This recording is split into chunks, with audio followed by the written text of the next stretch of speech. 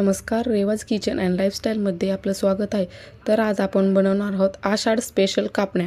आषाढ म्हटलं की दोन गोष्टींची आठवण येते, म्हणजेच आषाढी वारी आणि दुसरं म्हणजे आषाढातलं तळण. तर कापण्यासाठी लागणारं साहित्य: 2.5 कप गव्हाचं पीठ, अर्धा कप बेसन पीठ, 1 वाटी गूळ, 4 चमचे तूप, तुम्ही तुपाऐवजी तेलही वापरू शकता, थोडंसं पाणी, खसखस 1 चमचा, चवीनुसार मीठ आणि सुंठ, विलायची आणि बडीशोपची पावडर. तुम्हाला जर आवडत नसेल सुंठ पावडर तर तुम्ही नाही टाकली तरी चालेल. त्यानंतर आपण जो हे गूळ घेतलेला आहे तो आपल्याला वितळवून घ्यायचा आहे. जास्त त्याचा पाकही करायचा नाही आणि जास्त पाणी टाकायचं नाही. गूळ भिजल इतकंच पाणी टाकायचे त्या अशामध्ये. तर गूळ टाकायचा, त्यानंतर थोडंसं पाणी टाकायचं, म्हणजेच गूळ भिजला पाहिजे, फक्त जास्त पाणी टाकायचं नाही. आणि हा फक्त हलवून गूळ वितळवून घ्यायचा, आपल्याला पाक तयार करायचा नाही. त्यामुळे सारखं सारखं हलवायचं. तुम्ही गूळ खिसूनही घेऊ शकता कारण पटकन विरघळतो. तर हा बघू शकता आपला गूळ विरघळलेला आहे. त्यानंतर आपण आता तुपाचं मोहन तयार करणार आहोत. तुम्ही तुपाऐवजी तेल वापरू शकता. तुपाचं परफेक्ट मोहन केलं तर आपल्या कापण्याही खुसखुशीत होतात.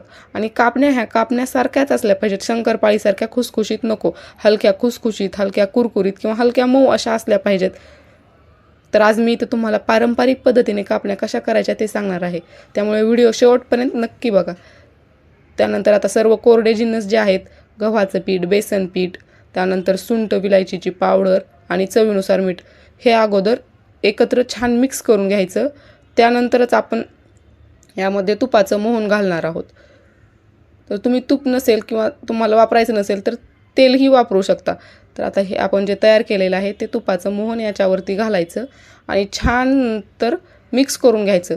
कारण मोहन पूर्ण पिठाला जर लागलं नाही तर त्या कापण्या व्यवस्थित होत नाही. त्यामुळे छान मिक्स करून घ्यायचं. जर हाताला चटका बसत असेल तर तुम्ही चमच्याच्या साहाय्यानेही याला मिक्स करून घेऊ शकता.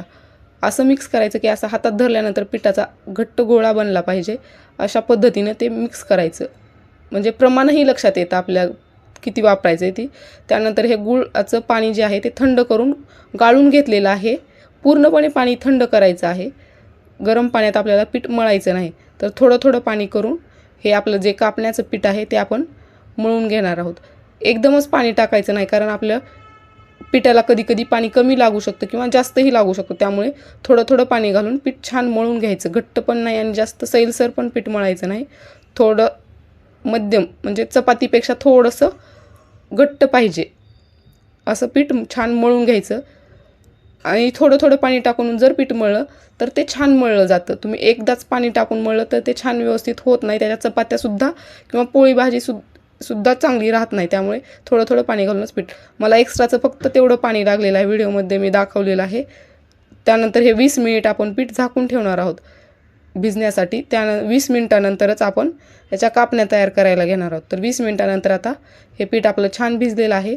त्याचे आपण दररोज पोळी चपाती लाटतो या साईजचे छोटे छोटे गोळे तयार करून घ्यायचे, संपूर्ण पिठाचे, छान असं मळून हातामध्ये. आणि आपण नेहमी चपाती पोळी जशी लाटतो त्याचप्रमाणे ह्याचीही चपाती लाटायची आणि त्याच्यावरती आपल्याला खसखस पेरायची आहे. तर खसखस टाकताना जास्त चपाती मोठी होऊ द्यायची नाही.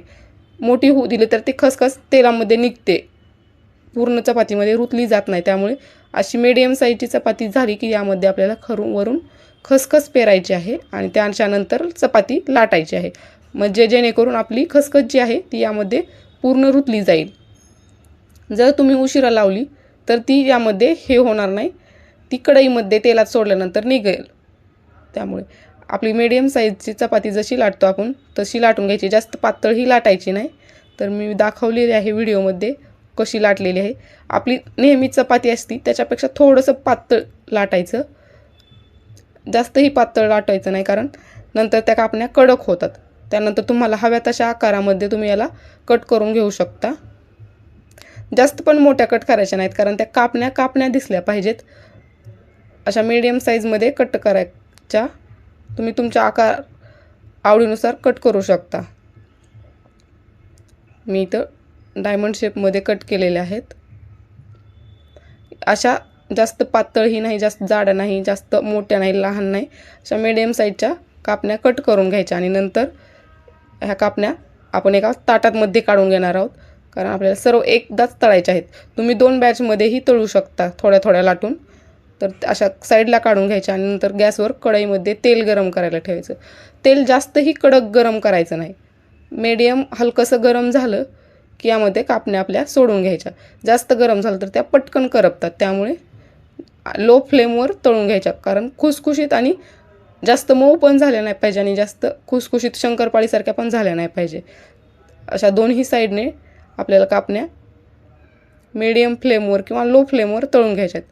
तर अशा टम्म फुगलेल्या कापण्या छान लागतात. तर अशा जास्त तुम्ही याचा कलर जर डार्क नाही केला तर त्या लगेच मऊ पडतात जास्त, त्यामुळे थोड्याशा गोल्डन कलर थोडा जास्त येऊ द्यायचा. त्यामुळे कापण्या आपल्या खुसखुशीत आणि कुरकुरीत राहतात, मऊ लवकर पडत नाहीत. तर बघू शकता. तर ह्या आपण काढून घेऊ. अशाच पद्धतीने आपल्याला आपल्या सर्व कापण्या तळून घ्यायच्या. जर तुम्हाला आपले व्हिडिओ आवडत असेल तर व्हिडिओला लाईक, शेअर आणि सबस्क्राईब करायला विसरू नका.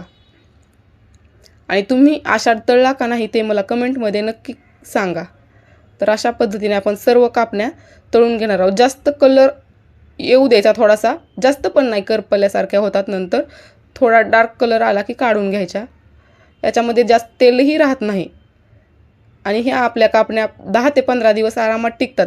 त्यामुळे तुम्ही प्रवासाला जाताना हे सोबत घेऊन जाऊ शकता किंवा दुपारच्या वेळी खाण्यासाठी ह्याला तयार करून बनवून जास्त दिवस ठेवू शकता. हवाबंद डब्यामध्ये स्टोअर करून ठेवल्यानंतर राहतात 10 ते 15 दिवस.